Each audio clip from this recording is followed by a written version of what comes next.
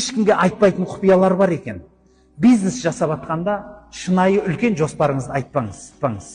Көз тию де мүмкін, орындалмай қалуы да мүмкін. Көп нәрселер бар. Соған ұқсайтын бірнеше құпиялар бар. Бұл өмірде де дәл сондай.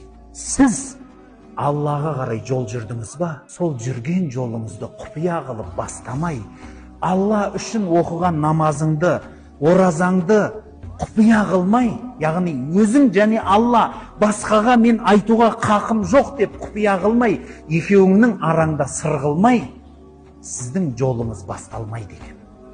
Содан кейін барып ғалымдар айтады. Сосын барып адам өсіп, өніп, гүлдегеннен кейін барып адам өзі жер бетіне шыққан өсімдік дейді, тамыры әптен қатайғасын барып жерге шығады, сосын барып сабақ шығып гүлдейді.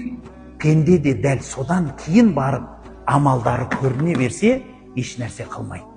Содан кейін оқыған намазы, оразасы, зекеті, қажылығы көріне берсін, еш нәрсе қылмайды дейді. Неге екенін айтайыншы, бірнеше нүктелер. Бірінші нүкте, ықылас. Өйткені сіздің амалыңызға ықылас болмай қалады екен. Егер сіз намазды жұртқа мақтаншақ үшін оқысаңыз, немесе жұрттан қорқып, сөзінен қорыққан үшін оқымай қойсаңыз, ұялып, сіз құрисыз. Сіз намаздың да, құлшылық ғибадаттың да бәрінен айырыласыз.